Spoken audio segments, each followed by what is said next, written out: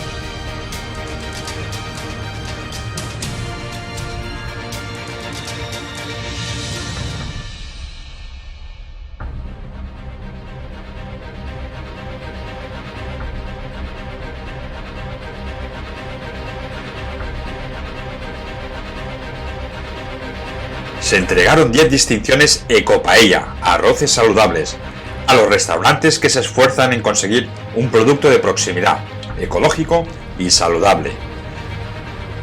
También se hizo entrega de los embajadores, tanto extranjeros como nacionales, por el empeño en promocionar el territorio, así como menciones especiales a Pepe Quilés y Salvador Gascón, entre otros.